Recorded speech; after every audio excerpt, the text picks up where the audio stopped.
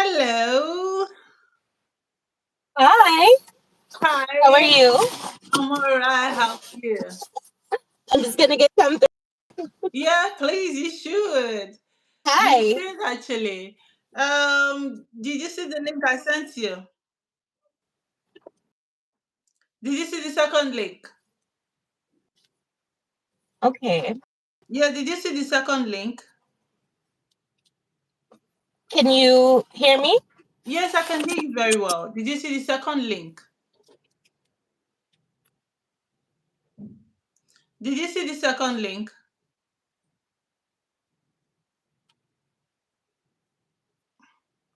Can you hear me? We're on the preview. And so is this the actual chat?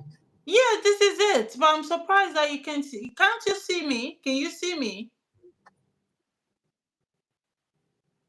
Can you see me? Are you there? Really? Uh, Let me remove you. You come back again. Because I think you can't hear me. I don't know why you can't hear me. 1 minute.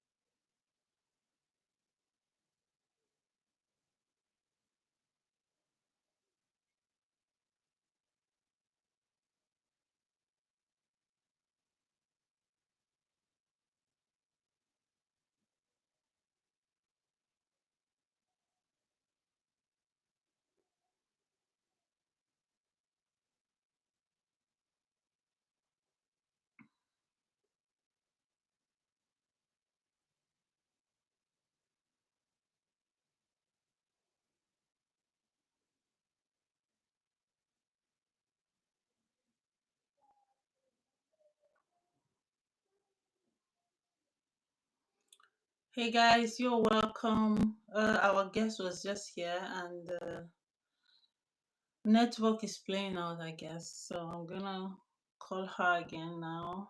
Okay. I'm gonna call her and yeah. Mm. Guys, thank you for joining. Please like as you come. Please like my live, share with people because it's like an awareness. So, okay, she's here. Uh, God, please. Okay, can you hear me now? Can you Yes, I hear can me? hear you very well. Oh, that's perfect. That's perfect. Well, I'm happy you're able to join. I know it's busy for you, but I'm happy you're able to join. So, wait, please. Oh. Okay, did you share the other link I sent to you to people that Yes, would? I did. Okay, okay, that's not the first one, but the second one. Yes, yes. Okay, okay, okay, guys. So we're just going to start. How much time do you have? Well, we have at the minimum an hour and 25 minutes at the minimum. We can do whatever you're comfortable with. Oh no, no, no, that's perfect. So let's just get talking. First of all, let me make you comfortable, guys. Please, as you come, like and share. So, um, I'm very happy. You know, when Lady Oswald told me about you, the first thing I'm like, please bring her on. Please bring her on. You know, and I'm so glad you came. I'm so glad you're here now. So, but how do we start? Just I don't know. It's weird for me because I don't know how to just bump into it. So tell us about yourself. Like, tell me about yourself. Tell me about your upbringing. Tell me about, your parents, life, everything. Okay, so my name is Kiana Marshall, and I am a survivor of domestic minor sex trafficking, the commercial sex industry, and the federal criminal justice system. Okay. So I am from the United States, and I was born and raised in Anchorage, Alaska. Okay. And, you know, I grew up having both of my parents until around the age of 11, when my father got sent to federal prison for dealing drugs. So he was later out of the picture. And I was a babysitter, most of my years. Even when I was, 8 years old, I would be home watching my siblings. And Hmm.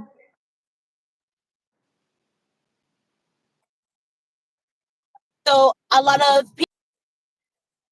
Okay. people, yeah, I was hired to babysit for a woman who owned an escort service. A And an woman who escort owned service, an escort service.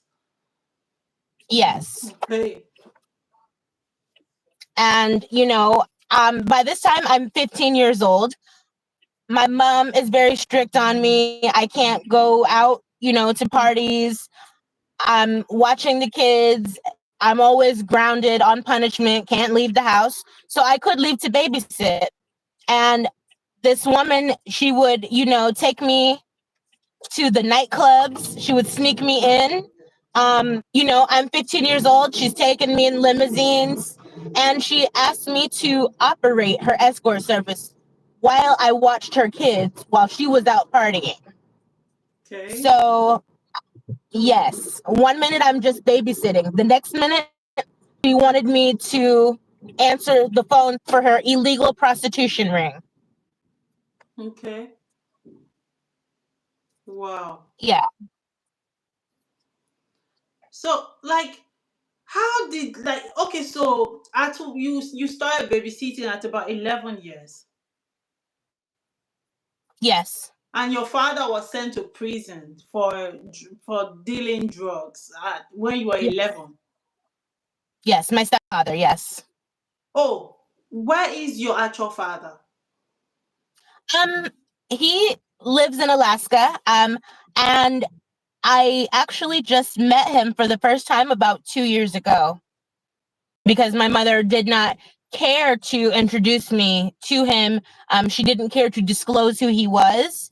And it did affect me. It did affect me mentally and emotionally. And, my stepfather, he was decent, and he was the only man I knew. He was there since I was 2 years old. So, he was a father figure at that time, but, he would he would go back and forth between living right and living in sin and living in the world. So sometimes we're going to church, and other times, you know, he's dealing drugs and having everything like that around us and around our household. So he had like drugs at home while he was raising you guys, and your mother was aware, was fully aware of this. Yes. And that was Please, just the lifestyle. please carry on with like the story of, please. Yes. And so, um, as I'm babysitting for this woman, she tells me how to answer the phones. She tells me that for a girl to get to a hotel, um, it would cost $200 plus $20 in transportation fees. So I would pick up the phone, I would describe the girls, and I would send them to these hotels. And she would tell me for every call that is successful, every meeting that is successful, I will give you $10. Whoa. And she never gave me any money. She just said that so I would do it because I didn't care to do it. It was not my responsibility. I came to babysit. Hmm. So now I'm babysitting and I'm running an escort service. She would be gone for 2 weeks at a time. And, her family would call and say, you need to call Child Protective Services because she's neglecting her children. Yeah. And I was in high school and I'm missing a lot of school because she is gone. So I'm taking her children to school, but I'm not going to school. And the plan, normally before she started taking hiatus is that I would watch the children and she would take them to school and I would go to school. Mm-hmm. And she began picking me up from school early without my parents' permission. She would take me in her car. Um, she gave me marijuana and alcohol. And, she was grooming me. And one day she went to jail for a couple of weeks. And when she was in jail, I had to go watch the children. And she had somebody there with me and the children, another adult. And they gave me drugs and alcohol. And then they said, "Oh, you can make some money. We're going to send you on a call." I was 15 years old and I did not have any intentions of engaging in prostitution. And they put me in the car while I was drunk and high in a taxi cab. And the taxi took me to some man's house. And the man gave me money or something like that. And I don't really remember exactly what happened, but when I got back, I didn't have the money because the man was, he knew that I was young and didn't understand what to do. So he took the money back when I wasn't looking. And I just said, okay, I don't want to do that again. And then the woman got out of jail. And instead of saying, "Oh, why were you doing that?" she told me, "Well, you did it and it didn't work out. So now you owe me money." What? And yes. So she told me that I had to work to make the money from the call that they sent me on that I didn't really want to go on. And she created a debt bondage. And so, and I when I was babysitting, she would only pay me maybe 20 USD Mm-hmm. for all night long until the morning for watching three kids. And that's not a lot of money. Even back then, it wasn't a lot of money. Of course. So, yes. And she made sure that I hardly had any money, but I was always with her and she had a lot of money. And she wanted to exploit me. She was labor trafficking me when it came to babysitting. Mm-hmm. So she would never pay me. She would only pay me a little bit. And the thing is, you're paying me only $20 and it cost maybe $35 for me to get to school in a taxi cab because I didn't have a car. Wow. And my mother did not want to pick me up. So I was spending my money just to get to school. That's the money you get from the. And so she created that. That's the money you get from the service. The. Yeah, there was no money. And then, when she set up an appointment with me and my friend from school. So now she's got me and a friend from school, and she's telling us to go to the mall and to sit on a bench in front of a certain store. And we sat there, and this 55, 60-year-old man comes and takes us. Okay. Like, sorry for me asking. How old are you right now? Sorry that I'm asking. Oh, today Now, yeah. I'm 35. So this happened like 20 years ago. Yes. Hmm. Okay. Please continue. All right. So we are going to the mall and we're sitting on this bench and she's telling us there's a man and he's going to come and take you to a hotel. She made arrangements for me and my friend to be sold to this man, um, and saying that I owed her money from before and all of this stuff. So, um, we went, she took a lot of money and some money, and then she, kept me.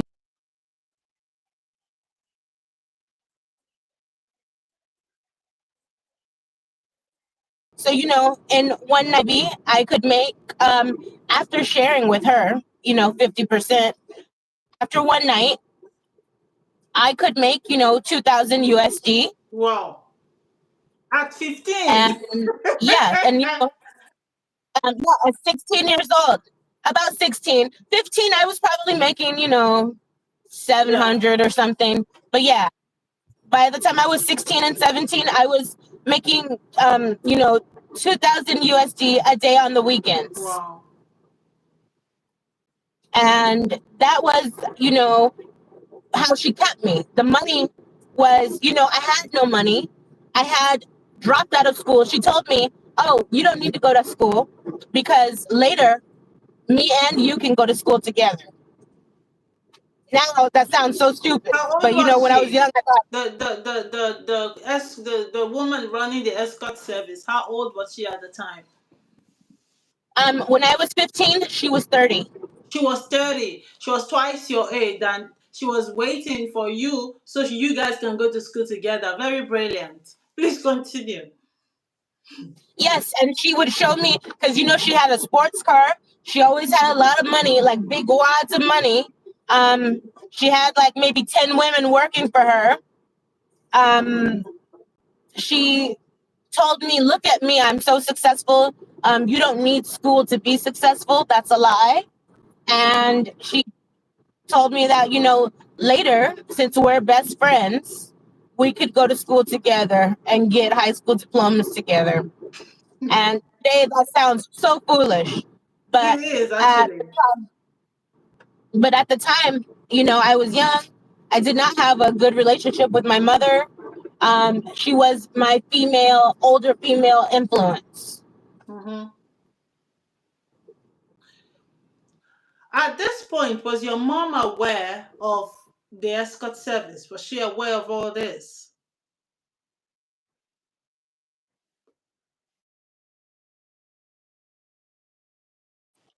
I'd like to, but I will Yeah. just continue.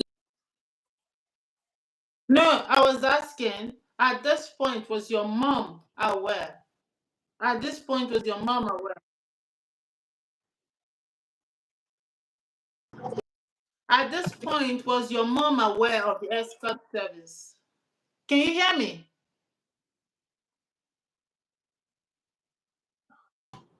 Hello, are you there? Hello? Let me try to bring the story again. Ken, are you there? Are you there? Can you hear me? Okay. I think you should go out and come back in with the last I don't link. understand. Go Okay. Well, out now and you come sound back with good. the last link. Oh, Can you hear me now, though? yeah, yeah, I can hear you. Perfect now. Do you want to just stay or you want to try? No, no, no, no. Let's continue. Since you can hear me and see me, I can hear you and see you. So that's all that matters. I know. Guys, please, if you can hear or say something and like my video as you come, thank you. So you were talking about. You said, was your mom aware of all this? No. And my mom and I were not close. My mother was, you know, she was very strict, and I would say somewhat physically and verbally abusive. And I mean, and I would say that that is typical of Black American households. It was nothing where she was like this monster and people were like, "Oh, she's abusing her child." That was the custom. Mm-hmm. So, I was not close with her. Um, She wouldn't disclose my father, and we still don't have a healthy relationship to this day. And that was a vulnerability. The vulnerability is that, a family that is tight may not have that. I mean, it could still happen, but, if I would have felt comfortable, I would have said, Mom, something's happening. But Mm-hmm. I did not have that comfortability, you know.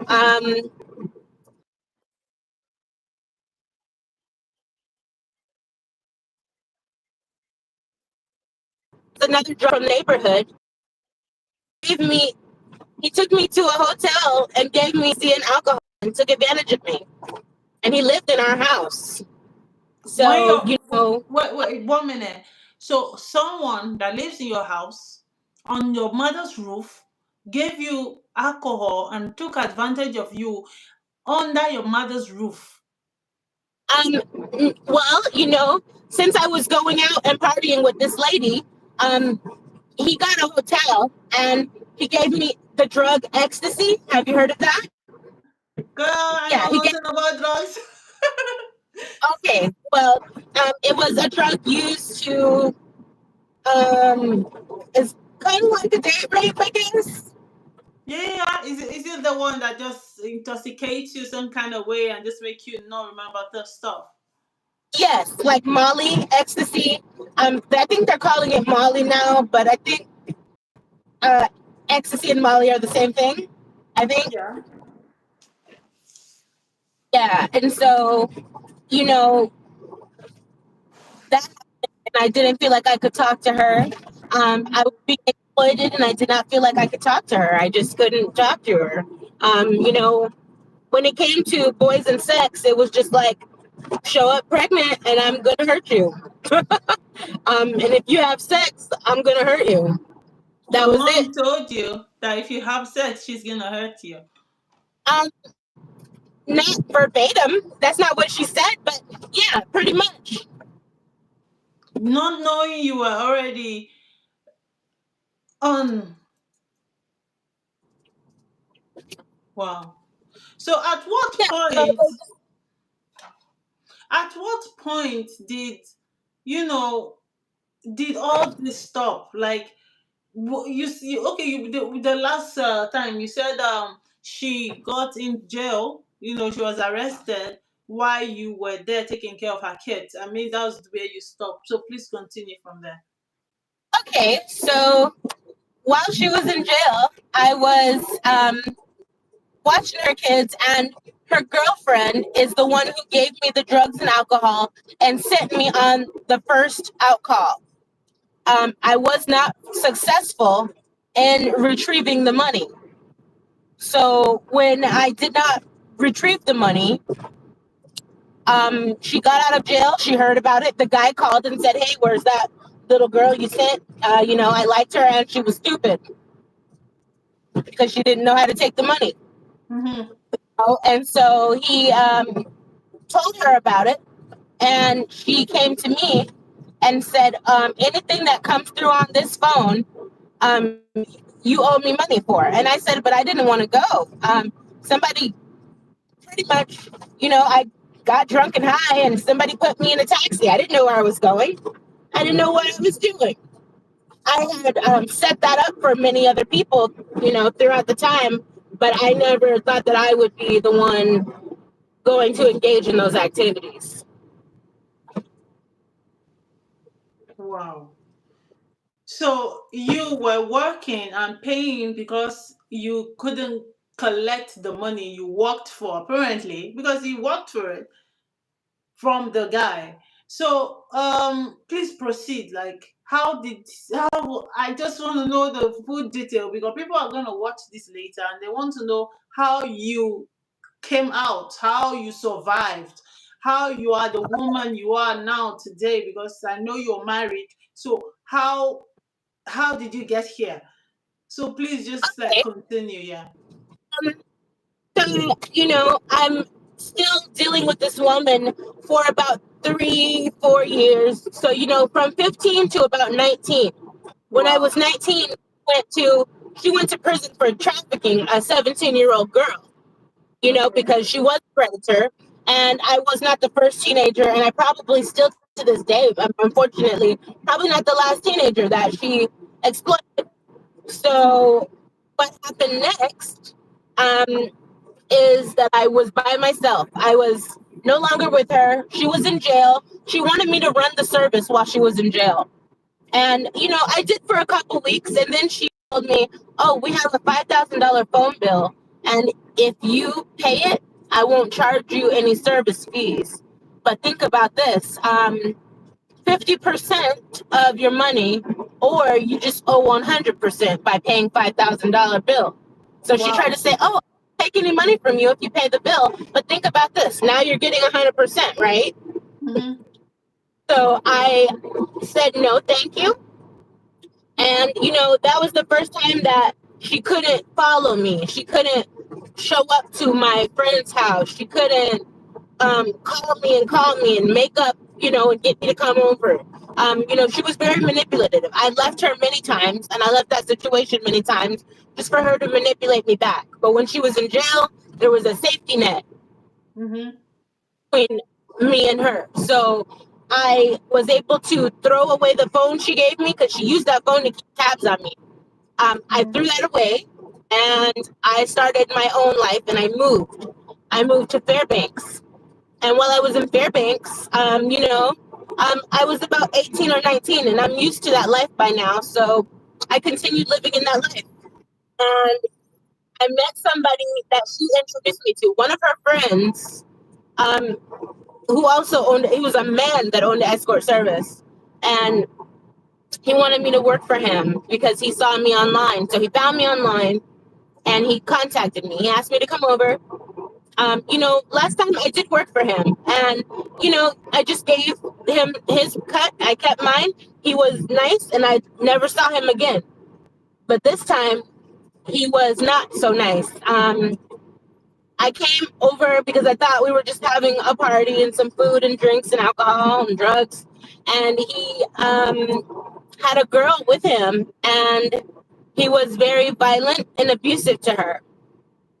And he was, beating her severely in front of me because she was jealous that I was there. And, he lies to women and he says, oh, I love you. You're going to be my wife. You're this, you're that. So she's thinking this is her husband. And she thinks I'm here for him. But I had no romantic interest in him. I just wanted to make money because Mm-hmm. that's all I know. So she starts to get mad at me. She tells me things like, you're only here because we're going to make money off of you and everything. She's saying this, and I'm not paying attention.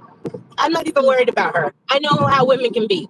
And so he said, you know what? You won't disrespect my company, he tells her. And then he starts beating her severely in front of me. And I'm crying. I'm begging him to stop. She's bleeding everywhere, black eyes, everything. And so I'm just like, please stop, it's not that serious. And he did that in front of me so that I knew that if I didn't listen, that It's I gonna could be be next, you. Mm-hmm. Because he's like sitting here telling her, apologize to her, trying to make the beating about me. But really, it had nothing to do with me. And so I was very scared. He took me to Walmart. Um, I just I complied. I complied with everything. Mm-hmm. Um, he exploited me. He took most of the money. He had me working for hours and hours. Like, at least, $800 should have come to me. And Mm-hmm. instead, $100 came to me. And he would tell me, oh, it's because of the drugs and the alcohol and all this. And just telling me something crazy. But I just didn't argue. I just waited until he was ready to leave town, and I said, can you please take me home? And I wanted to go home immediately, but I was stuck in the hell with him for probably about 3 to 5 days. Yeah. And he treated that girl very bad, and it put me in fear for my life that I was going to be next. So I did whatever he said. And then I got away and I was happy. I go back to my friend's house and everything. And then he invites me to a barbecue. He knew, not to call me in 1 week, not to call Mhm. me in but he did call me in about 3 or 4 months. And he invited me out to a barbecue. And, I was like, oh, I said, I brought my friend, my friend from elementary school. We've been friends for, since we were kids. So I brought her with me. Um, Everything was fine. And when the party was over, he took me back to this hotel with 8 girls in there doing drugs. It was a setup. He started off with a party and a barbecue, and then he turns it to a hotel with drugs and women. So now I'm Whoa. in this hotel. hmm Now I'm in this hotel with drugs and women, and um, I'm doing drugs and alcohol. And Mhm. suddenly, my friend, she wanted to go back home, so she went back home. But I was now hooked on the drugs. I did not want to leave, and that was a big mistake. Wow. That was a big mistake, and um, it was an abusive relationship um, for about maybe 1.5 to 2 years, and he threatened my life on a constant basis, and he pretty much wanted me to run and organize his criminal enterprise while he was in and out of jail. And then, you know, when I would go away and I would be in hiding, he would have people looking for me. He would have people come to get me. Um, and sometimes he would go out on the streets looking for me himself. And one time, he was chasing me in broad daylight. Nobody stopped him. I got away. I ran in an alley, but he's chasing me, and it's daytime. Nobody stopped. See if I was okay. Nobody called the police. Nobody did anything. Everybody just ignored it. He's chasing me. He's driving over medians and stuff, trying to get to me, Mhm. and he, he did not succeed. And then he finds me another time, and he told me, because he got shot in the leg, so I was able to run away really good. And Mhm. he was like, if my leg wasn't like that, you wouldn't have been running away from me. And so he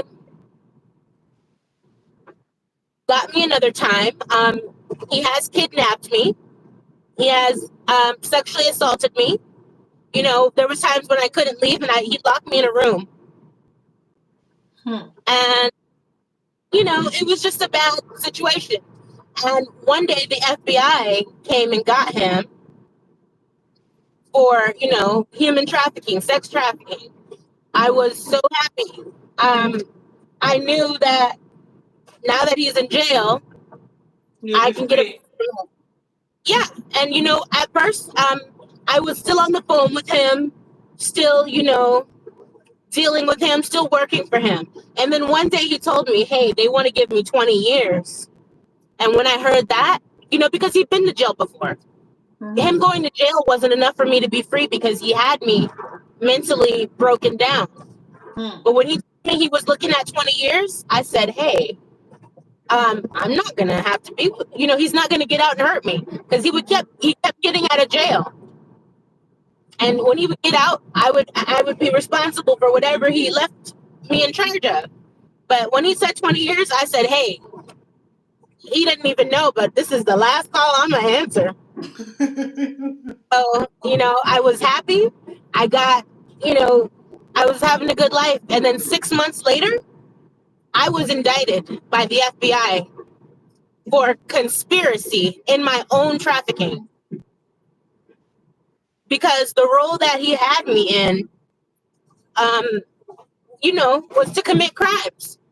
Many other women did the same thing, but for some reason, um, I was charged with conspiracy to commit human trafficking.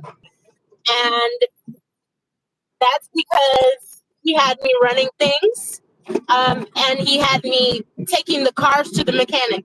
And so, how the law of conspiracy works is if I go take this car to the mechanic to get it fixed, and I know that that car is used to transport people in this illegal prostitution ring, now I'm Mm-hmm. responsible somehow. Oh yeah. And the United States government doesn't care that I was the one who The was beat. victim. I was the one who was sexually assaulted. I was the one who was kidnapped, and I was the one who was sold. Those things don't matter to this country in the United States for survivors of human trafficking and sex trafficking. I'm not the only woman who has been sex trafficked that has also gone to federal prison and Wow. ended up on a national sex offender registry. Wow. And so, right now they are bringing up to legislation that should not be a thing. Is it going to happen? I'm going to have faith. And I'm still right now trying to get my record clear because I spent almost 3 years in prison, in federal prison, because of this, because I was exploited. And then I got out in 2015, or I got out in 2012. And then in 2015, I completed probation and I got off. I was done. And in 2015, they told me I had to register as a sex offender. And so now I'm having to do this. In 2019, I moved to another state and I didn't know the law.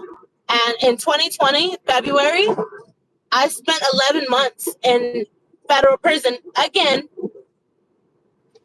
And that is because I failed to register as a sex offender when I moved. And Oh. so, this situation has taken away so many years of my life. And now that I'm, you know, doing well, I'm still not able to prosper the way that I would like to. I did found a nonprofit organization, and the organization is called Restorative Community Concepts. And the mission is to provide reentry services as well as resources to survivors of human trafficking and, vehicle maintenance for low income. 3 programs. And, right now I'm on federal probation and it is very, very hard for me to navigate. They don't have very many resources. And, these people treat you like you're trash and you're not a human being. And it is, one of the worst times of my life. And it seems like to me, I feel re victimized every time I encounter a system, especially when the only reason that I am in the system is because something happened to me. And I didn't do anything to anyone. But how, like, mentally, has this been, how has this dealt with you? Because I know it won't be easy knowing that you, you were violated, because that's violation. Someone as a woman like you has put you into this kind of phase of life you're not supposed to be in. How do you survive that? Um, you know, I used to be very spiteful. I used to be very bitter. And I even believed the lies that were told to me. I believed that I was meant to do this. I would be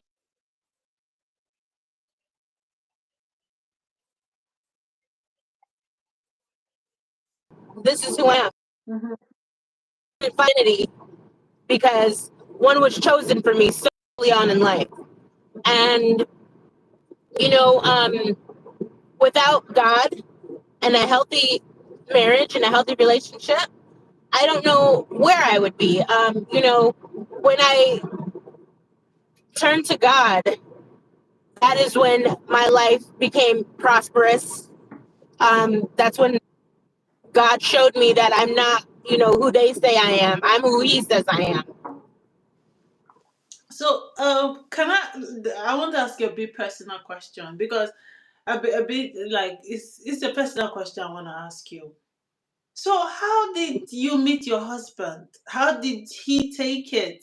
Because you're actually doing this in the present. He is indeed a good man. Like, I've not met him, I've not seen his face. He's a godsend because it's not all men that can, stand to hear that the woman that they are married to or they are going to marry has been, you know, been through quarter of what you've been through. So how did you meet him? Give us the love story. Absolutely. So I was traveling with some girlfriends across the United States, and I was on an online dating site. And I've been on online dating sites before, and they never work. So I honestly I like to go out to eat. So I go on these dating sites, and I'm just like, oh, let's go to dinner, And so I met him, and we actually hit it off, and I didn't know anything was going to happen. And then he was like, hey, can I take you on a real date? And I was like, okay, well, I'm in town. So can I just come stay with you so I can save on my traveling expenses? And I stayed there, for a few weeks. And we were, talking, getting to know each other. We were just friends. He was actually still dating. He was going out actively dating at that time. Mm-hmm. And so, I knew that we were not committed yet, but I could tell that I was already jealous that, he would go out eating with these other women. And so, unfortunately, my grandmother passed away, so I had to go back to Alaska. Mm-hmm. And I had to leave. That question was up in the air. What are we, right? Of course, because I mean, I stayed What here are we? weeks and I've seen you, so yeah, of course. Yes. So then that's when we decided that I would come back Mm-hmm. and lived in Nebraska. So, I went to my grandmother's funeral. I had a bunch of drama with the family. And then I came back to Nebraska. And that's when we decided, because we were just seeing how things were going to go. And then we were just like, okay, well, now that it's time for me to leave, for an important reason, it's like, is this reason that I'm leaving going to end us knowing each other forever? Mm-hmm. And it did not. That was when we made the decision that I would come back. And then, when in 2020, when I went to prison, um, he stayed by my side for 11 months while I was incarcerated. Wow. Yes, Wow. God put a real man before me. Yeah, he is a real man. He is. Damn. Please continue. So how did you come out of prison? How did you end up marrying him? How did he propose to you? And how long have you been married? Is five questions in Okay. one. Yes. So, we met in 2019, and we, I came back, and then I got out of jail January 8th, 2021. Mm-hmm. And we got married in June 2021. Wow. We've been married for 2 years. Wow. We've been together for 4.5, almost 5 years. Mm-hmm. But Yeah. it hasn't been is does he feel some kind of way sometimes? Does he tell you, oh, my friend said this about you, or No, and guess what? His mom wrote me letters every week while I was in jail. Every his week. mom? Yes. Where did you get this God? Because God is good. Good. And while I was in jail, I turned my life over to Christ. And I seen him. And people can say that I'm crazy, and I don't care. But I had they said don't cast your pearls upon swine. So, not everybody will know, but I had an encounter with the Lord. And guess what? A guard who did not know me prophesied to me, never prophesied in his life. an American white guard prophesied to me that, because I thought, did I lose my mind? Did I see the Lord? Mhm. Did I see the Lord? And so I'm asking everybody, do you believe in Jesus? Do you believe in Jesus? Because I'm thinking, whoa, because, part of that prayer, whenever things go down, you're just like, oh God, please, I'll never do it again if you just get me out. You know, you know how that goes. So, I'm praying, oh, please, I'll never do it again. And, but then I was like, you know what, God, I'm tired. I'm Yeah. tired. What do you have for me, God? Because, I've been running with Satan for so long. Yeah. Practicing witchcraft, dealing with all of these soul ties after being exploited. Mhm. What does God have for me? I sat here for so long with Satan, and everybody's saying, oh, girl, if you stack your money right, this life will make you rich. A lot of money goes through your hands, but you'll never be rich and prosperous. And, True. mhm, to live a life like that, you have to be on constant medication. So you're on these drugs and alcohol trying to cope with the fact. And Mhm. and you can't manage. You can't be a responsible steward of finances in the kingdom of Satan. It doesn't work. True. So, God switched everything over. And I have, a strong relationship with my mother-in-law and a strong relationship with my husband. And, me and the father-in-law, just because he's a non-believer, and we butted heads at the wedding, we did, but we are building a relationship. Mhm. Who knows what that looks like, but we are, kind of respectful to each other, even though we did not get along at first. And so it's good. And it had nothing to do with my lifestyle. True. It had nothing to do with nothing like that. It's just that he didn't believe in God, and when I was telling him, oh, I saw the Lord, he was like, oh no, you don't, Oh yeah. my goodness. Okay, but how? Because I know drugs is an addiction. When you start taking drugs, you can't do. You can't live a week without taking it. How did you get out of the addictions? Well, at my lowest point at the age of 19 years old, I had $1,000 a day drug habit. Hmm. And, that's a lot of money to be spending on drugs. Yeah. By myself, not Mhm. with friends, not a big party, me by myself. Mhm. And, and even when I did quit, I quit one drug and I moved to another. Mhm. And then, and then I quit that and I just, moved to marijuana. It was legal in Alaska. Yeah. So I was smoking marijuana. I had my own radio show about marijuana news. And I was, complacent Mhm. and satisfied far that I had gotten myself. And I could only take me so far. Mhm. And God had to do the rest of the work. Wow. The like till like the taste just died off your mouth. You just don't feel like doing it anymore. Just like that. Is it Yes. like you didn't feel like doing it anymore? Just like that.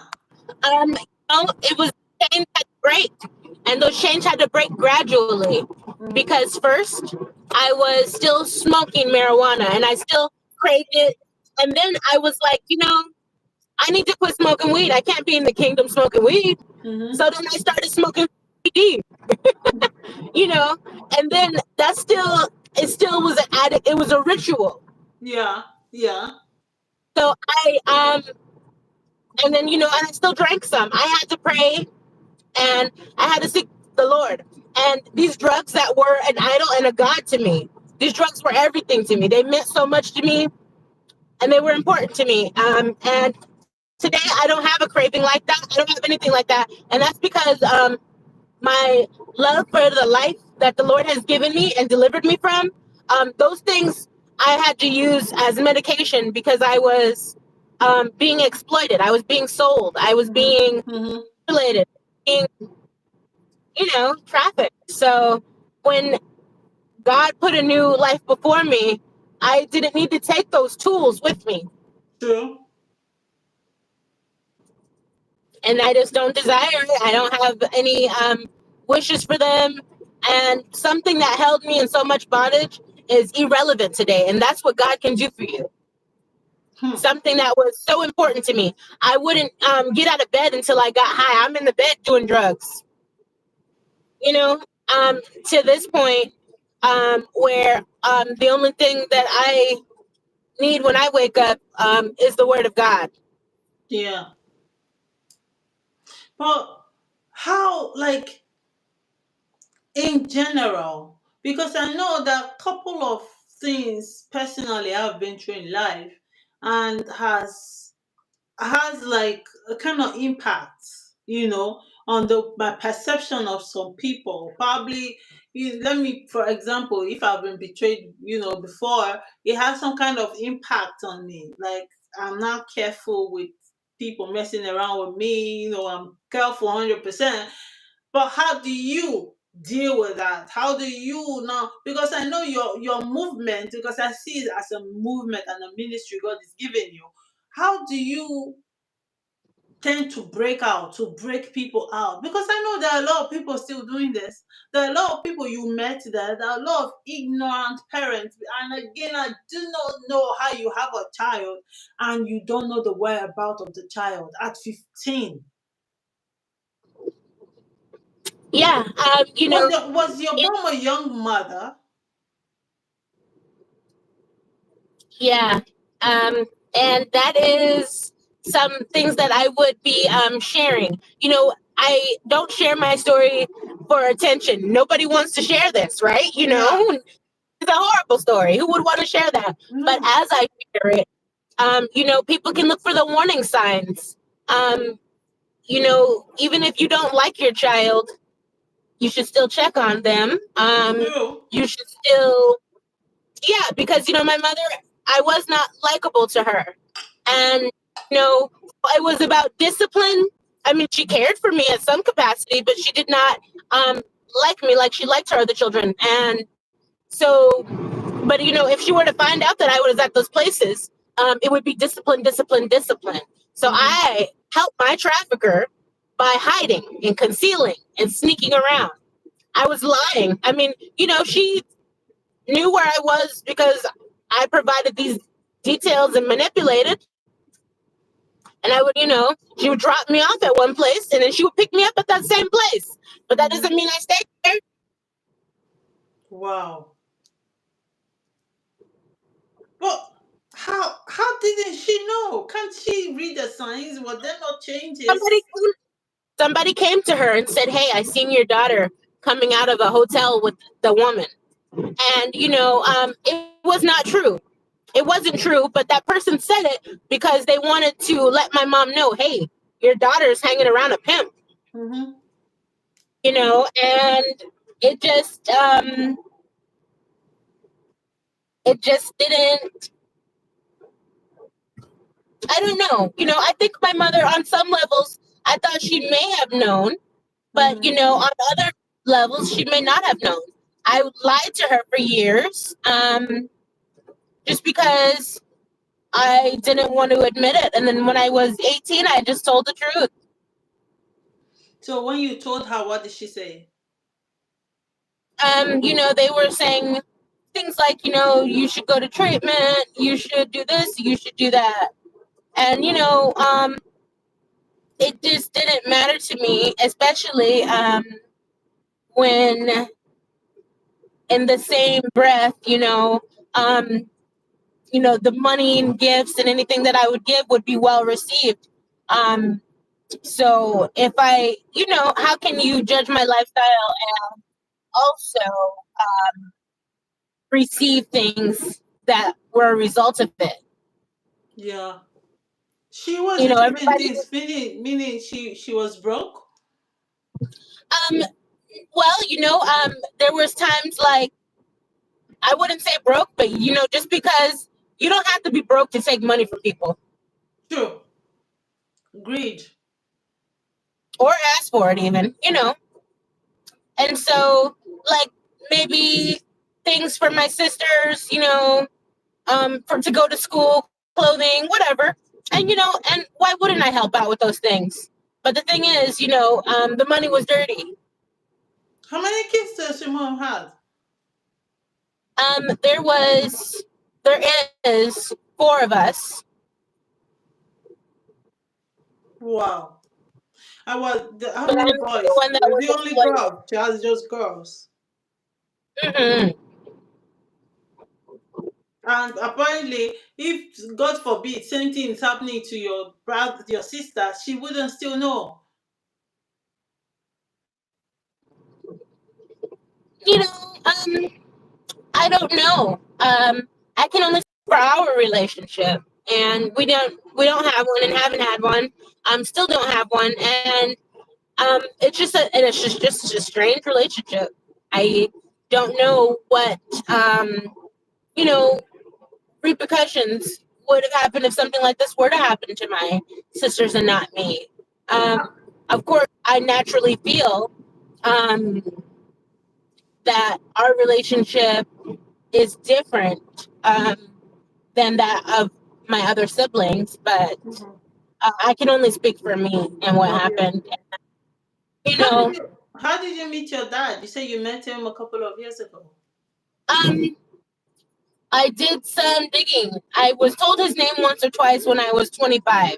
So by Hmm. then I knew that, so I got his name again. I looked him up. I contacted him. I swung by. I grabbed one of those DNA tests and then I took it and then it came out positive that he was my father. And how is he? How did he take it? Um he was surprised because, you know, I'm 30.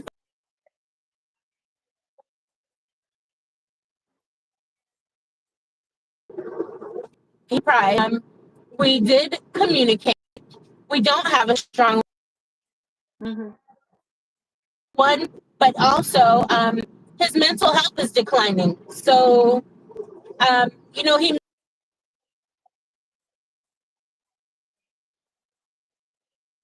Wow. But how? Okay, there are a couple of people I know would watch this. Probably not right now. I mean, they will always watch it. What would you say? How would you tell somebody that is? Are you there?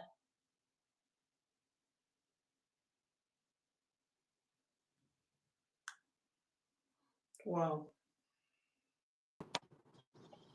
Yeah. yes, How would you tell, someone that is already trapped, someone that is trapped in this lifestyle? When I mean trapped, there are a lot of people who I know, I've heard stories that, okay, from Africa, like, oh, come to Europe, or you go to school, and da da da da da. And they put them in this line of business. How do you think they should get out? so when you're overseas, don't be afraid to go to a church, even if you don't believe in God, and even if you don't want to go to church and be in a church lifestyle. At Hmm. least you can get around some people that will help you. Also, there are many anti-trafficking organizations, and these organizations will, get you housing, food, clothing, shelter, cell phones. The reason we stay is because, okay, if I leave him, I'm going to be out on the street, On the and street, I'm going yeah. to have to True, true. probably have to sell my body to get some things. And if I'm Yeah. selling it there with the protection, I might as well sell it here where at least somebody knows where I am. The trafficker sells an illusion of safety. He'll keep you protected from the buyer, but he's the one causing the harm. Oh, true, Yeah, true. so that illusion of protection will make you think, oh, well, if I leave him, who's going to watch me? Who's going to make sure I'm okay? Because he's coming to you like a protector. That's so the escort service provider She's the one to put you in harm's way and still the one to shield you. It's just as if you're enslaving somebody and you're telling the person, I will protect you. And you are the one putting the person out there for peanuts. Even if you're giving the person, let them, that things I don't judge anymore. But then I feel like it shouldn't be a thing. Escort service, you just gather men and just put girls out there to be sleeping with people they have zero idea who they are. Yeah, and the thing is, sometimes they lie and say, "Oh, it's modeling." Um, Modeling. yeah, they'll say, "Oh, come model. We're looking for models." And then you get there, you're taking pictures, and then you're getting drugs and alcohol. The clothes are getting more sexy, and there's other models that are there telling you, "Oh, this is a good place to work. You can take your pictures. We can sell our pictures online." And then they get you in pornography. Pornography is legal in the United States, but pornography is a form of sex trafficking because you came to be an actress. Now they've got you acting in movies for sex in exchange Yeah. for money. But since there's a camera, suddenly everything's legal. You're still being paid for sex. And sometimes, the thing is, they pay you maybe $1,200, but you have to pay your own hotel. You have to pay your clothing and wardrobe and your hair and your meals. That eats up every little dime that they just gave you. They're slaving you. Pornography is sex trafficking. How like, as why this life is kind of important to me, because I have heard stories. I've heard stories of how people, hi Lady Oswell. I've heard stories. Lady Oswell is here. I've heard Hi. stories of how people, aunties, they'll come and tell your mom and your dad, like, oh, I'm taking your daughter to Europe or America to school. I'm going to make them go to school. And at the end of the day, they enslave them. They be trafficking them to different men to sleep with them. Yes. It's called a recruitment. It's the grooming and recruitment. And this sex and labor trafficking can involve a a cover. You need a cover. You can't just say, hey, because not every you can say, hey, come work for me as an escort. Some girls will say, okay, I have no money, and some will say yes, but some will not. So you have to lie. They have to lie and say, oh, we're looking for to be in a rap video.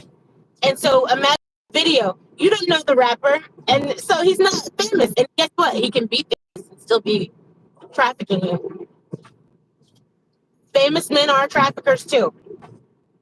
And so Wow. there's a story because to lure your victim, you have to make them comfortable. The thing is, you can't just put somebody in a van and drug them. You can't drug them and throw them in a van.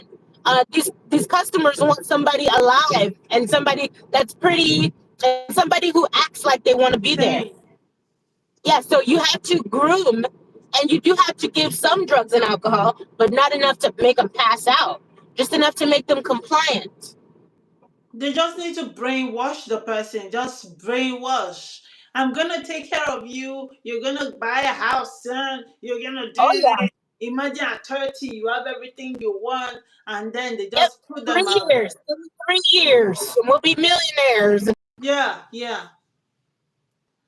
And people have children. People have, people they've been with. They just use, well, Yeah, and it's so there's grooming and then manipulation. You can't just grab somebody. She didn't just grab me off the street. She started picking me up. She exploited. She knew me and my mother were not close. That's a red flag. Oh, you don't like your mom? Well, you don't have to listen to her. Come live with me. oh God. me, I'll take you out. We'll go parties. Oh, you're not allowed to go to anywhere? Okay, well, I'm an tell adult. your mom you're sitting and come over here and I'll take you to the club. Wow. They're meeting a need. This woman, I thought she was my best friend. I loved her. Okay, I can't go anywhere, but when I'm with her, I can go to different parties. Um, that makes me more popular at school. Mm-hmm. Um, you know, she I had no money. She had a lot of money. She was everything that I wanted. It's just if she was just like came and was like punched me in the face and said, "Get in the car," I probably would have called the police. Mm-hmm. Yeah, of course. So, what advice would you give to people, that are in this kind of mess and they are looking for a way out? You know, seek the Lord. He makes a way out of no way. Don't be afraid to come out and speak out to your community. And the thing is, if you're traveling everywhere, um, get a resource in a different state. If you're trafficker and you live together and you live in one state, but he's taking you all around, try to get help all around so that you don't alert him in your hometown if you can. And police are not always your friend. Sometimes the police are buyers, sometimes the police are traffickers. It's good to get in touch with your church communities. Even if a church doesn't claim that they offer services for trafficking victims, first of all, most people don't even know that they are trafficking victims, nor would they identify as being trafficked. Hmm. Because there's so much sensationalism around the definition of human trafficking that a girl who was recruited at a modeling agency and then sold to several men, um, and you weren't complying. You only complied out of desperation. Mm-hmm. Sometimes, for a while I was like, I'm doing this because I wanted to. And then I had to sit there and I had to really ask myself, um, is this really something that you wanted to do? And, it took me a while to realize that I was a victim. I just thought I was a fast young woman and that somebody saw that I was like that. And so they put me in a better situation to make money. Wow. But really, no, she didn't help me. She hurt me.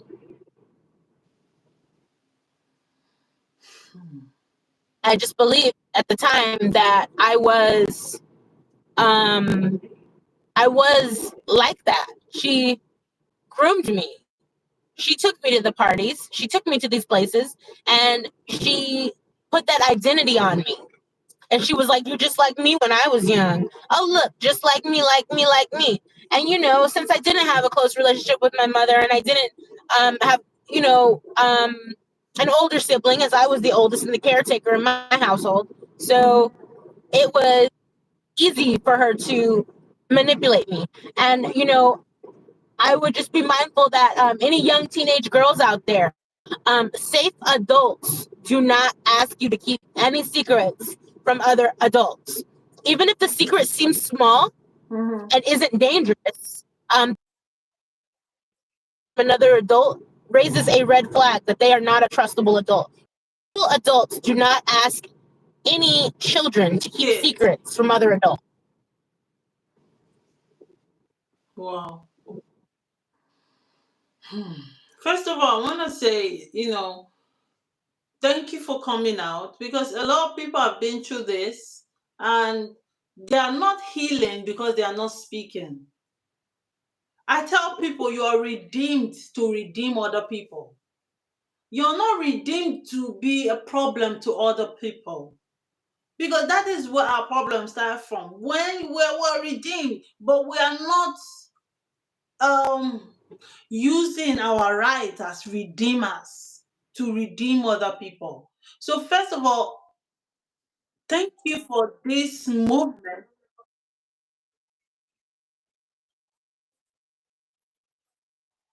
Yeah. If you're not in redemption, then you are displaying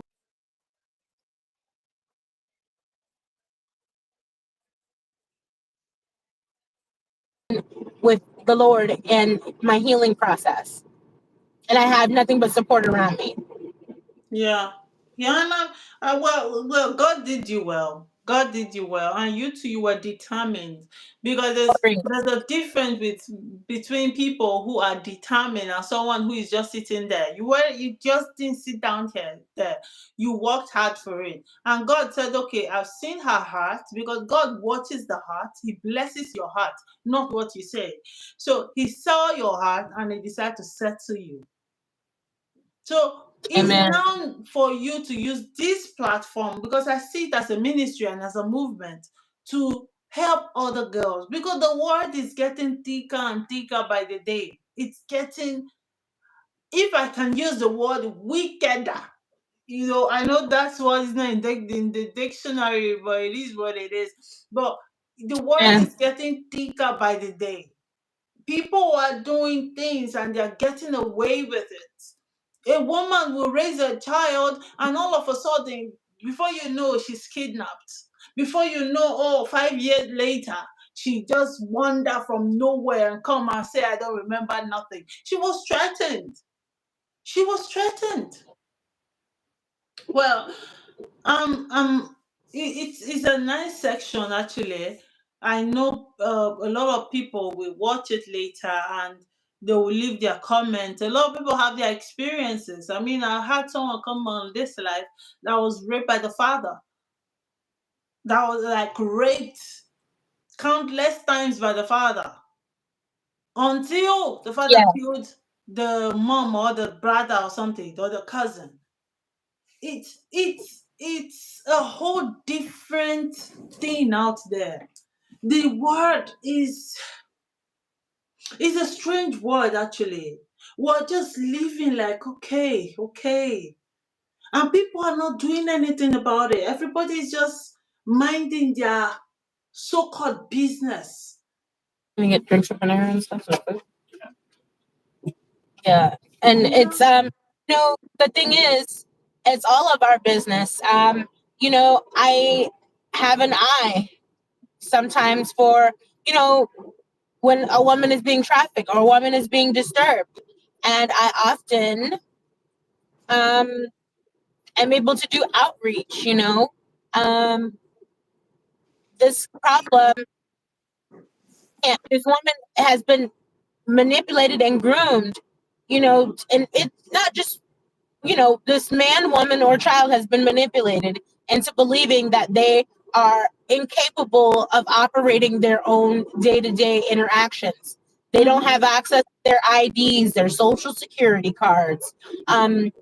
They may have a cell phone sometimes, um, and they're subject to violence. So they have to take their time and find an opportunity. And the thing is, sometimes um, you're afraid. Slavery and brainwashing are real. It took me a while to realize that I was no longer being trafficked, and that I was able to do other things. When he was gone, I was just right there doing what he taught me and doing what he told me to do. This Because man's in jail. you were brainwashed. So they just put you in that slavery, that how will I call it? Demonic Mentality. assignment to be sleeping with men and getting money and be enlarging his empire. Yeah, I mean, when he was gone, he had people coming after me. Um, he has kidnapped me. There was just and this is the man that was introduced to me by that woman. Mhm. So, even when she went to jail, she was in jail recruiting women, addicts, and selling them to him on the outside for How did they do it? 200 a piece. She would say, "Oh, you want to get bailed out? Girl, I'll get you out. I'll call this guy. I know a guy who will bail you out." And And then they she would recruit them and put them in the escort service. in jail making $200 a piece off of addicts desperate to get out and get to their next drugs, their next fix. God have mercy. God Yeah, have and I mercy. God have mercy. It's disheartening hearing. Well, first of all, let me say this and let it be like a disclaimer.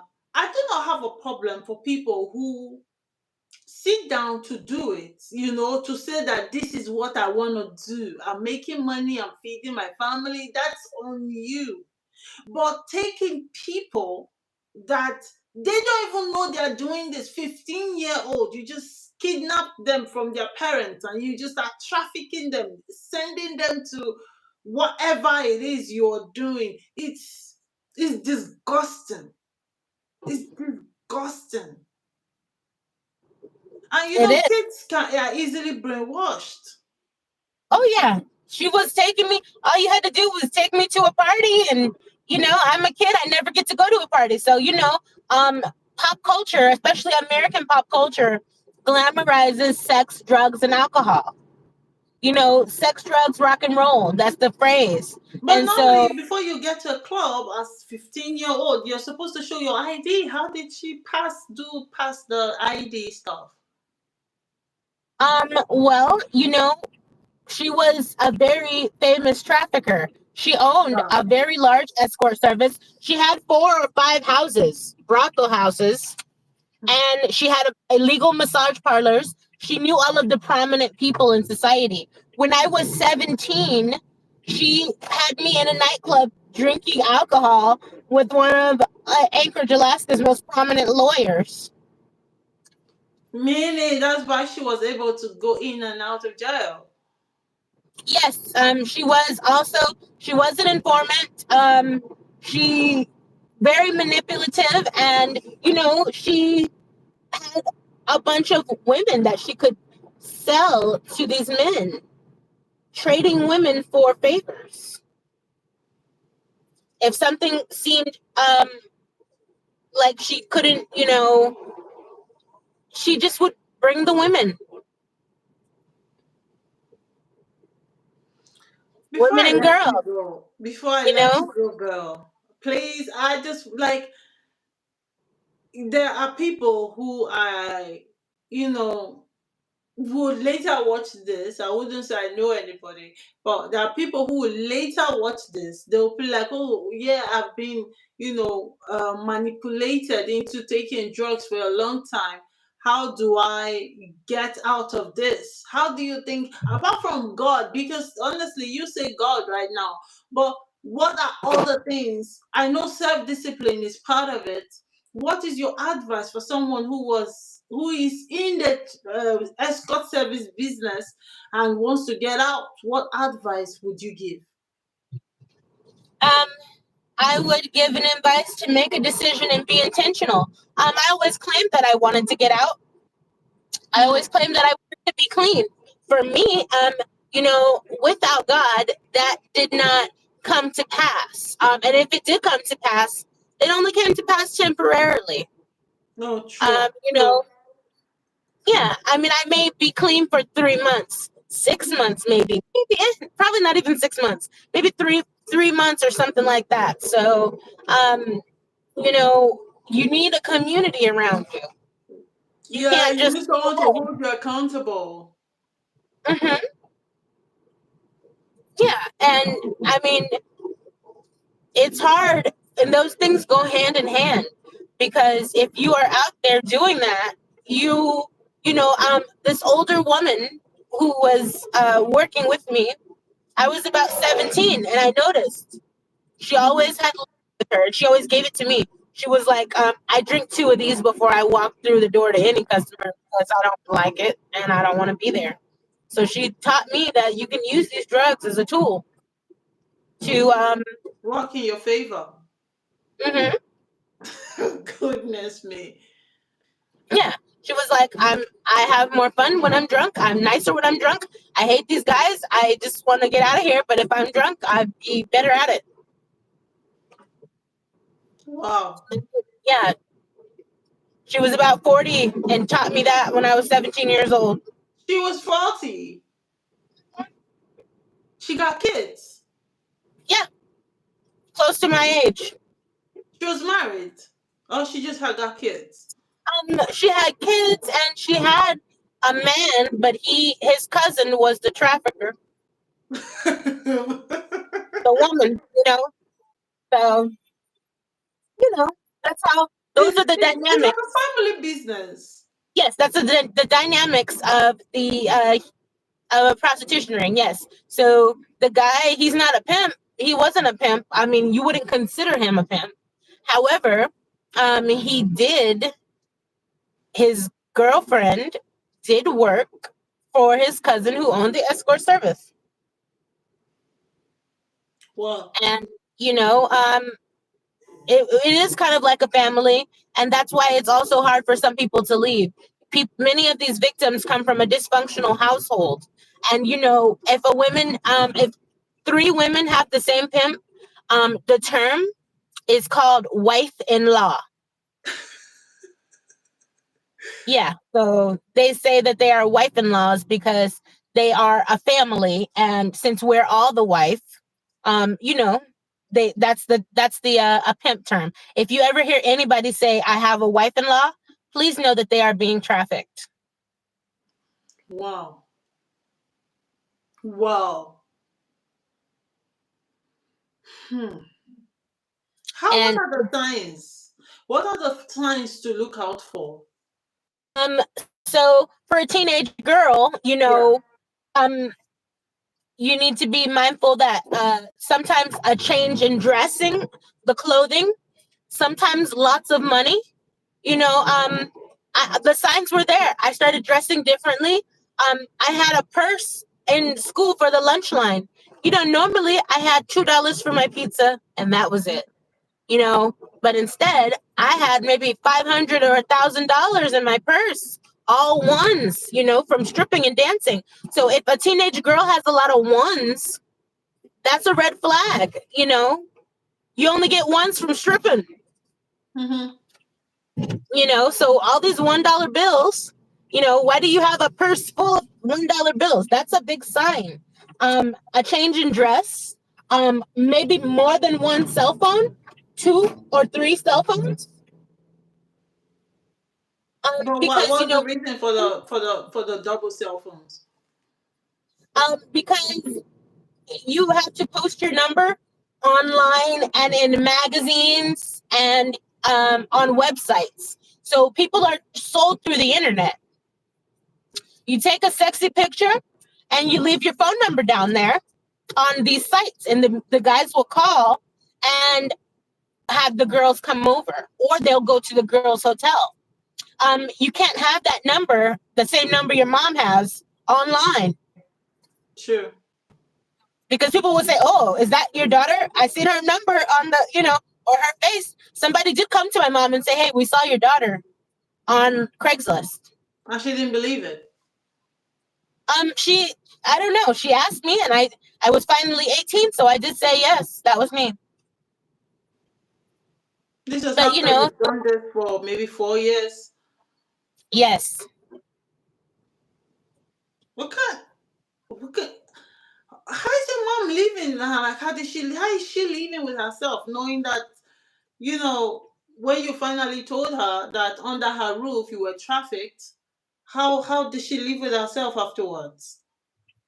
Um, you know, she was definitely devastated. She was disappointed. In herself, Um, not you, obviously. um, I think that at first a lot of shame was on me. Is that how it is when you see a woman who's a prostitute? She's a prostitute and she should be looked down on. No. And the reality, well, that's in the culture. Everybody's like, "Oh, she's a hoe, she's a hoe, she's a hoe. She's loose. Don't leave your man around her." Okay, great. So that is maybe it's a cultural stigma. Now that awareness of human trafficking has come out in recent years, Mm-hmm. we are as a society shifting the blame and the focus. But for many years, and often still, the stigma is on the woman. So it wasn't like, oh, your daughter's being sold. It was more like, oh, your daughter's a hoe. You know, She should take the responsibility, because I mean, she it was under her roof. She was the one. Apparently, your mom pushed you into it. If you want to be logical, because you don't give birth to children to a child and not know the whereabouts at 14, at 15, at 16. Even as old as I am, my mom still sometimes she called me. I'm like, oh, where are you? And I'm like, oh, I'm here. Yeah. Ah, okay. When are you going home? Stylishly. Do you understand? So I yeah, feel 80% of all this it's still the blame to the parents. I'm not like I said, there are people who do this to avoid poverty because they've seen how their parents grow up, they've seen things and they decide, okay, I'm going to be a whore, I'm going to be this. I mean, those are their decisions. Not picking a child or kidnapping a child and turn them to whores. Well, Well, first of all, I want to say thank you. We can go on this. Hi, Gillette. Thank you. Please like my life before you go. So, absolutely. yeah. So, I want to say thank you because this is obviously a movement. I think you should not stop.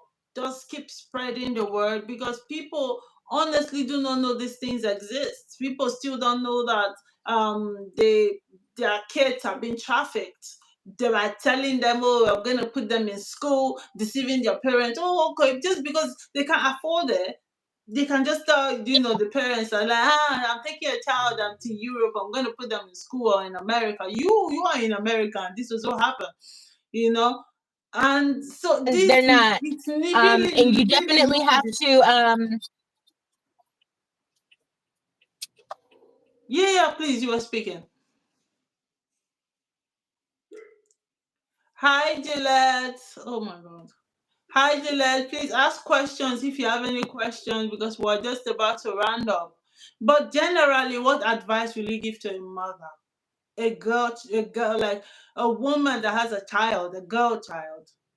What advice would you give?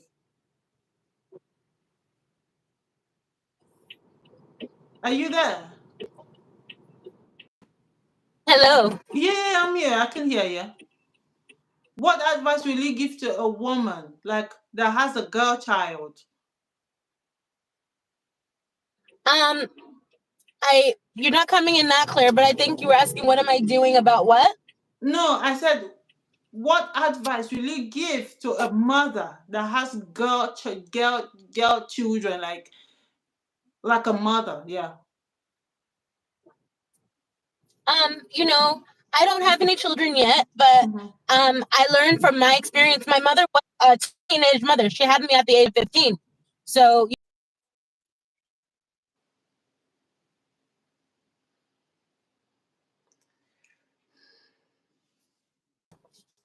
Are you there? yes, my mother was young and she did not have the experience. Hmm. So your mom had you at 15, so she didn't have the experience. So, in a nutshell, you were advised that mothers go get experience. Don't stop having children when they're young. Oh my God. Oh, are you there? Okay, can you hear me? Yeah, I can hear you. Yeah, yeah, yeah. Hi, Gillette. Can you hear me? Are you there? Kay, Kiana, are you there? Are you there? Can you hear me? I think I can hear you say something. Oh my God. Your network. Oh, she left. She's gonna come back.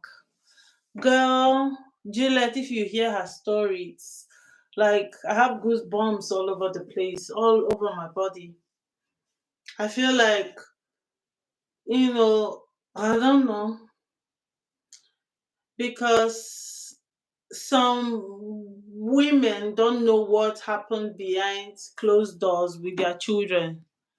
All they know is that they send them out, and bad people just take the children and turn them to sex slave. Oh, welcome back. Thank you. Are you there? Can you hear me now? Can you hear me now? Oh my God! I think where you're parked. Can you hear me? Yes, hello?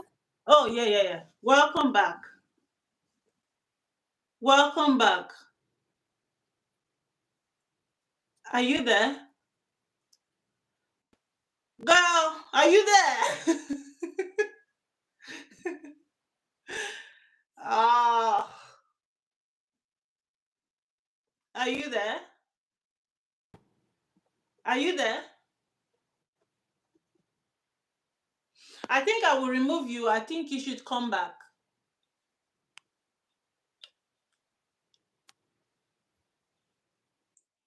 Okay. So, Juliet, as I was saying, I think, you know, parents, like, they just leave children for uncles.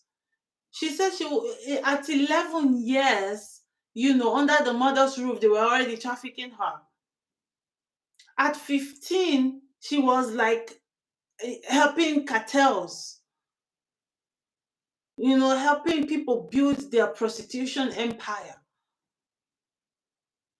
And her mom was there. It doesn't matter if she was 15. There are people that had children when they were 11, 10, or whatever. Wait, let me call her on the phone.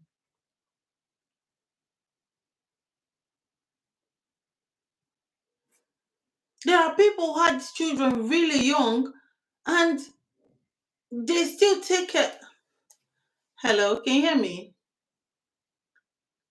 Okay, yeah, use the last link to join, because I really need you to advise parents. Like, you, with what you saw, please come back on, please, before let's just do this.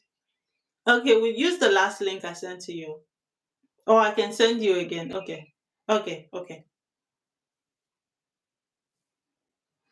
Because I feel like it's just weird. It's weird. Her story is like an eye opener for everybody, because it's our responsibility.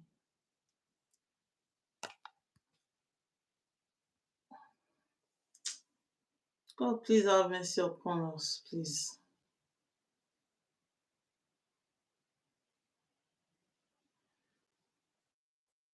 Are you there?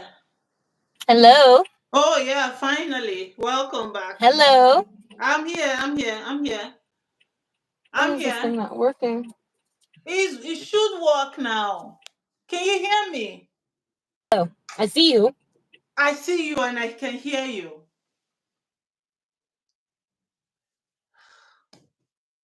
I think where you're parked, the network there is not okay. Can you hear me now? Oh my God. Oh, okay. You know what? Let me send her the link again, because mostly Africans, some families need to wake up. As in, even now, I'm not even talking about parents now. Let's talk about as an adult. You sense it, like, I'm not sure this girl is up to 18. You sense something like that the girl is being brainwashed. Say something. Say something. We all are kind of responsible for all this. Honestly, I'm serious. Please, guys, like and share my video, please.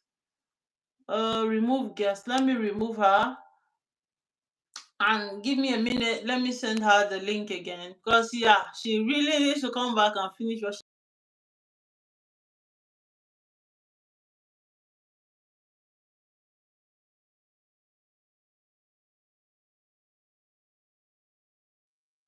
Because we all are responsible.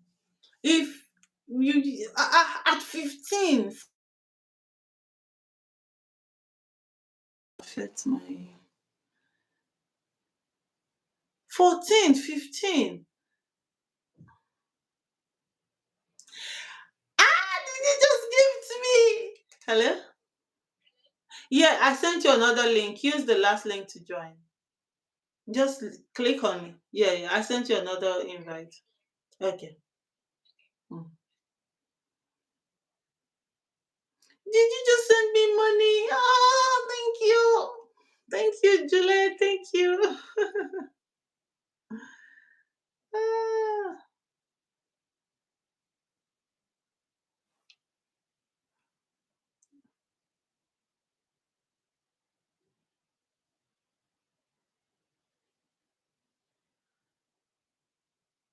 girl. Okay, please. She's here now. Let her finish what she started. She was, oh, Teresa. She's in America. Can you hear me now? Yes, I can hear you very well. Oh, nice. I said before you go, please, what advice will you give to young mothers? Because your mom had you when she was 15. Apparently, she was clueless about how to raise children. And even no matter the rate of how will I call it, negligence, she must have seen signs that her baby was being trafficked, by was being lured into doing drugs and all that. So, what advice would you give to a girl child mom? Let's say, as far you have a child, a girl, a child, what advice would you give? I would give an advice to, know where your child is at all times. You need to have a physical phone. You need to have a video chat if you can, with your child. And, it doesn't matter if you tag their items. I know that today there is GPS, but, Mm-hmm. the thing about that, is that when they're being trafficked, they change clothes. And they probably leave those clothes at the same place you dropped them. Hmm. So, to get a video chat into 3 hours with your child, Mm-hmm. to meet the parents of the people who are taking your child, meet these adults, have relationship with these adults, see who these adults really are. Um, you know, Meeting an adult once doesn't really tell you much, especially when um, every monster has the facade of a good person. Oh yeah. Have relationships with the people who are around your children. It could be anybody. It can be a teacher. It can be a trusted adult. Trusted adults often can be predators as well. A predator goes and puts themselves in a position and situation where they could exploit the vulnerabilities of their target. Hmm. So for a teacher, or for instance, this woman had kids and I was a babysitter. So of course, as a babysitter, um, I'm babysitting. So she knows, hey, I can have her come watch my kids. And then, she might not have saw me and said, I'm gonna sell that girl. But when the opportunity came, So she didn't face. hesitate. And you were really legit. You were trying to make money, for yourself, because it's not easy at 14. You're babysitting. You are supposed to be being babysitted. Yeah, yeah. Um, you I was a for hire babysitter since I was 12. And then she said I that, babysat yeah, probably she over can just 10. exploit you, probably because you don't have your mom. There are people who calls their mom. I remember that there are people who calls their mom, or their mom called them at every time. Like, what are you Yeah, doing, mom? yeah. My mom, she knew where I was, but she didn't know what was really going on. And I was careful to lie. one time, she had her friend stop by. Her friend stopped by, and I had clothes changed. And her friend said, "Why are your clothes changed?" And she told my mom. And I just said, "Oh, I was just trying them on," and I just lied. I said, "I just tried them on. I'm not going anywhere." Girl, first of all, I mean, I want to say congratulations because you won. You really won. It's not easy to come out the other side, especially with drugs, with alcohol that you were exposed to. It's not easy to even keep a home. When I say this, like anybody that been through the other side, it's difficult to really comport themselves. So you don't blame people by, by the way they now start behaving after they've been through half of what you have been through. I mean, you're still decent. You have your home running. And I pray to God. God, I know you're going to treasure your children. So I pray to God, God bless you with yours so you can train them and build them up in of the way people like you can't miss it, can you? You can't miss it because you've seen all the loopholes, you've seen all the things, and God gave you a man that saw you, understand, because I think you are his mission. You are his assignment. Whether you like And it or not, I think you're his assignment. And I pray for God's wisdom upon him. I pray he doesn't, he's not going to fall by the wayside. And I pray God keep giving you the wisdom, the grace to carry on. And please don't stop spreading. Let people should be aware that these things really happen because we watch it on TV, we hear about it, but just because it has not happened to anybody that we know, I think that we think we know, does not mean it's not happening. It's happening on a daily basis. People have been brainwashed into being a sex machine, you know so first of all, thank you so much. God bless you. And God bless you. Thank you you for have having said me. so much. Please, I will bring you up again. I will. I will. So please, yeah? Do that again. And if there are different aspects of trafficking and grooming that we would like to discuss, we can. Yeah, I thought of that too. That I want you to expose like different way people are being trafficked, and that is the next topic. Like the different ways that people are being trafficked is what I'm going to title it. So we'll find a nice time that we're going to have this chat. But thank you so much. It's been almost 2 hours, and you just kept it coming. Thank you, and God bless you. God bless you. Thank you so much. Please, I'm Thanks. gonna bring you up again, maybe next month. Please.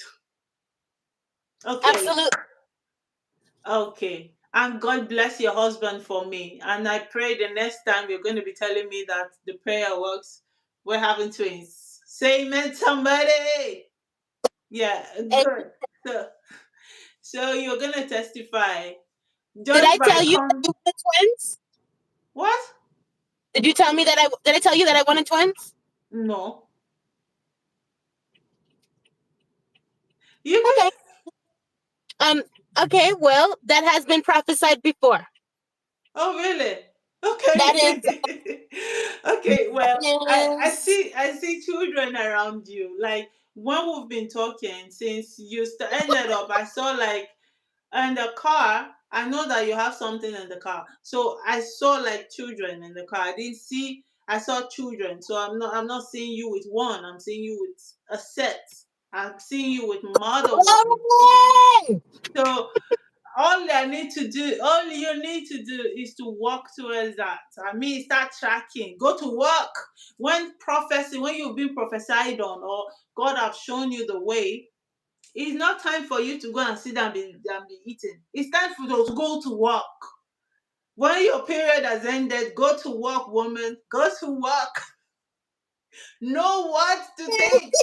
Start going on prenatals. Now go. Go to work. You know, Amen. so it's gonna happen, It's gonna happen, but don't be too tired to come on my life next month because I'm giving you today's date is 11th, yeah. So I'm giving you from now till my birthday. My birthday is December 15th. So go to work. Amen. I'm saying this and I'm saying it with so much authority God has given, and I'm telling you to go to work. Okay. Let me introduce a little part of me. I have it's not I have. There's a ministry God gave to me, Unstoppable Tribe. So we pray every Thursday. Um, I don't know what time it will be your time, but I mean 10 p.m. my time. So it is 9 o'clock now. I don't know what time it is. So every Thursday, I can send you the link to join sometime. You know, so it is. We are women from all over the world. We come together. We pray. We talk. We gist. We talk. Amen. So it's a 1 hour. Sometimes depends on the Holy Spirit. So yeah. So girl, I'm telling you now. Go to work. If we have a chat again and you tell me it's not there, we're gonna have a problem. We're gonna fight. Amen. I'm giving you an assignment and I'm going to be holding you responsible if it's not happening because I know you're not going to work. So you gotta go to work. It's Yeah. open in the name of Jesus. Okay, let me say a word of prayer for you. Lord, I decree and I declare, thank you for today, oh God. Even as, oh God, she stepped into the light, even as, oh God, she speak to people about sex slavery, even as she redeems and open the eyes of parents so they can be aware of the things that are happening in the world. I pray may you settle her and give her the happiness she desires in the name of Jesus. I decree fruitfulness and I cause, oh God, her organs to respond to that of her husband. I decree, let, oh God, her womb be open to conceive the twins she desires and as you have shown me in the name of Jesus. Thank you, Father, for it is done in Jesus' name. Amen and amen. You'll be a great mom.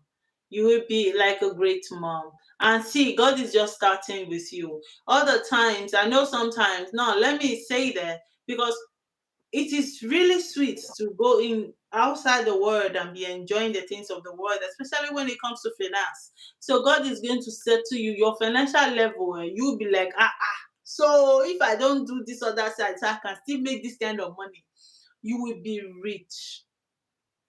You will be rich. Glory. People are employing people, to work on their sex trafficking nonsense. You will be bringing them out and be establishing them in businesses and careers. I mean, mark my words, you will be bringing girls out and you'll be establishing them in businesses and careers because at Um, the end of the day. I just opened up a boutique on the 28th, and I survivors handmade goods and businesses and gifts and entrepreneurship in the store. And I'm developing a program.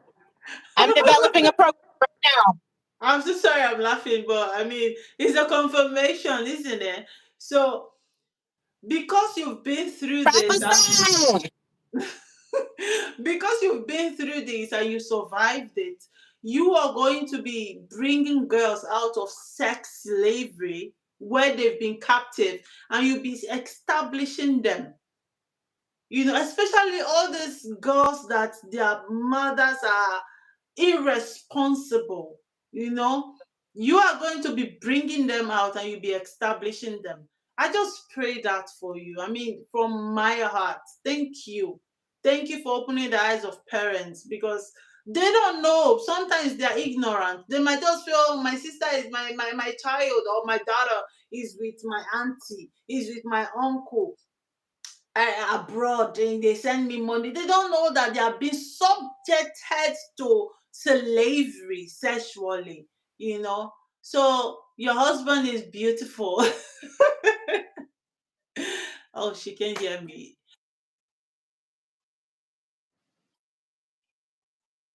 Oh,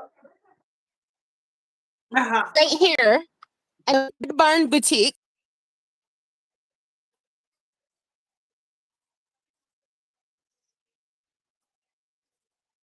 Whoa. What's going on with your network? Network, please. We need to see this. This is amazing. And so Wow. this,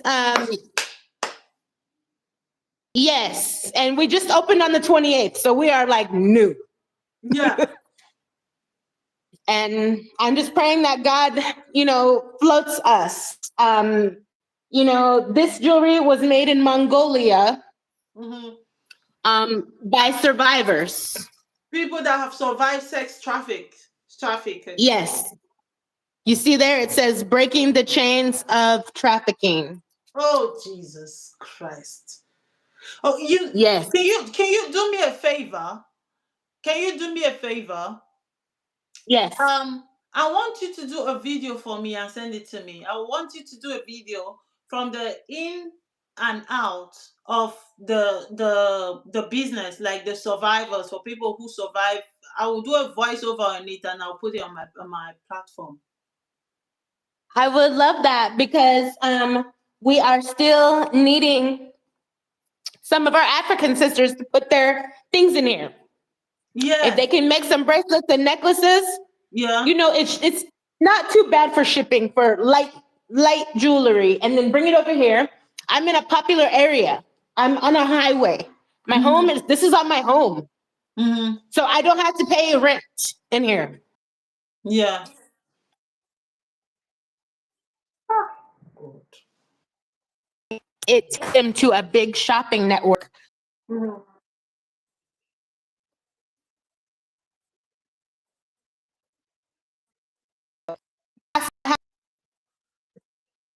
Okay, please do. I will want like you. I'm do it this way. Do it like this. What am I doing? Do it like this, not like this, but like this. Do it from the out inside, so I can have a picture, like a video of this, and I will do a voiceover and I'll put it out.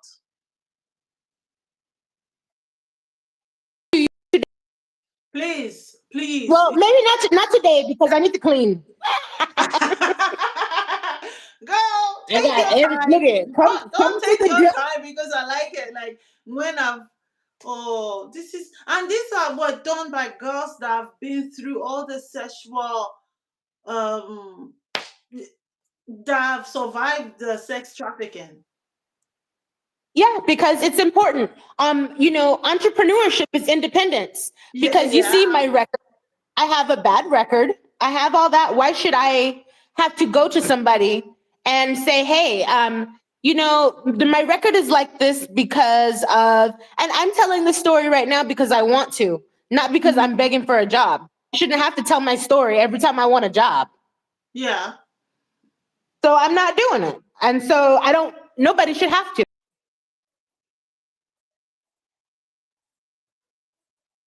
Not everybody has a hand for making.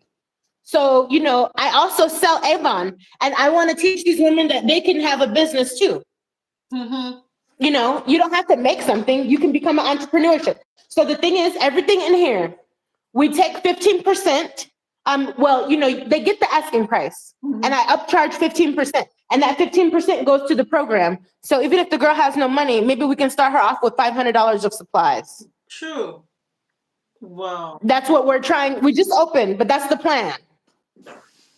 Wow.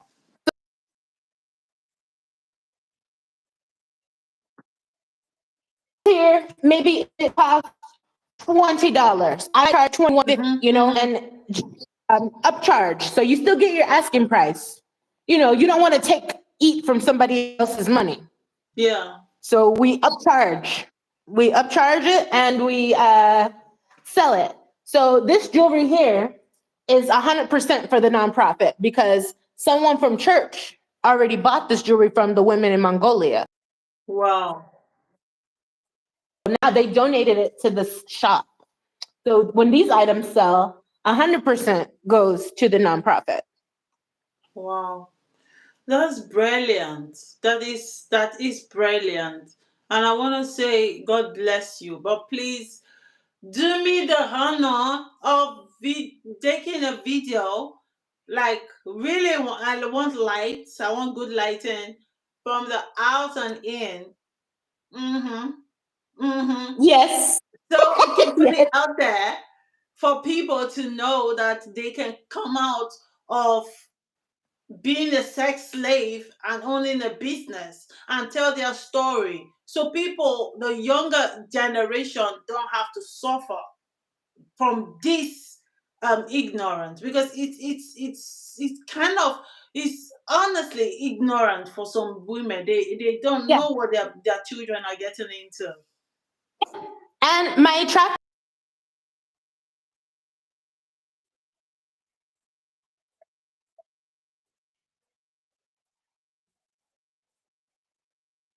Uh,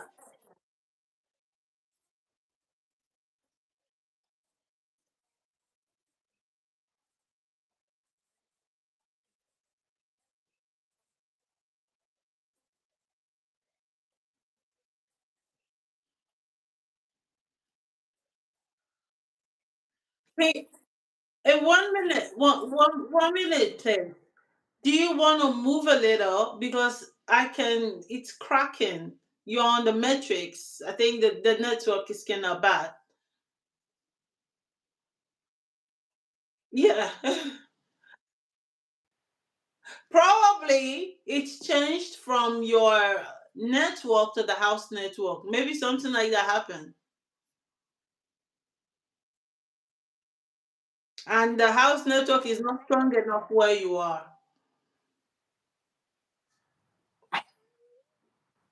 I'm sorry. I know we should just probably end it so that we don't have to mess it up. I want to do another one that's not all like this. Yes, please. That's why I said we need to do another one so we can expose the routes in which they're using trafficking girls. Like, I want you, with what you've seen so far, your experience, to talk about the routes they use in trafficking women, and how the signs to look out for a girl that is being abused sexually. What are the signs? Because all these sugarcoating things, oh, I'm fine. At some point, when they ask you how are you, you say you're fine. You were not fine. You've been sexed up. I was sexually abused. So it would be nice for you to, tell us, so we know what to look out for. So we know when someone is going left, to be like, girl, come back here. That's not the right way to go. You know. Yeah, So because we're the gonna plan Romeo. something between now and 15th December. So I will make Okay. more publicity, and I'm going to put it out there a whole lot, so people can, be aware of it and they come watch. And I'll also gather Awesome. questions from here as well. People who wants to ask questions, I will also put them together, and the next time we will ask the questions. And please don't forget to Absolutely. do the video. I really would like that video. I'm going to make sure you have it. I'm going to clean this place out and have it looking right. Okay. Thank you so much. We love you. Stay blessed and go to work. You know what I mean? Go to work. I'm I'm about to. God bless you. I will talk Yes, to you so please. soon. Go, go, go, go, go. I'm rooting for you. A boy and a girl. Oh boy. Yep. Amen. You have the grace already, girl. You got this. You got this. Lord. Okay. Okay. Love you and speak to you soon. Love you too so much. Okay. Be blessed. Bye.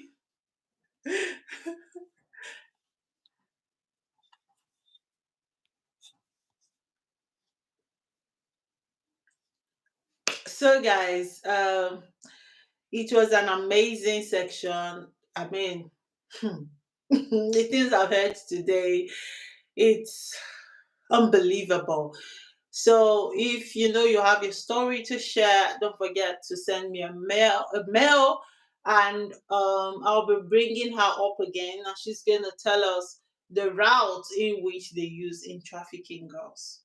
And what are the signs to look out for? How do you know that this girl is being trafficked? How do you know that she's now a sex slave? How do you know? Because you just see baby girls walking up and down. You don't know that, what are our responsibility, in helping, in making sure that the ones that are not, there are people who does it to help their life. I mean, I'm not against, I'm sorry, I'm not judging, but I'm talking about the girls that are being trafficked, that are minor, let's say 14. I mean, she was 14 when she started, and her mom was just there, didn't know that her daughter has already gone astray.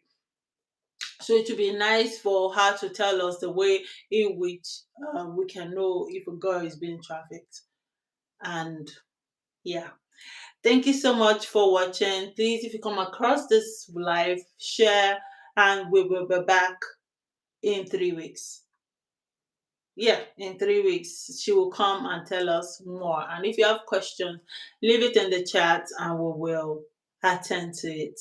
God bless you and stay blessed. Stay away from trouble. And if you see anybody that is sexually abused, please call the police. Because that's all I can say. I'm just being a responsible adult. God bless you. Bye.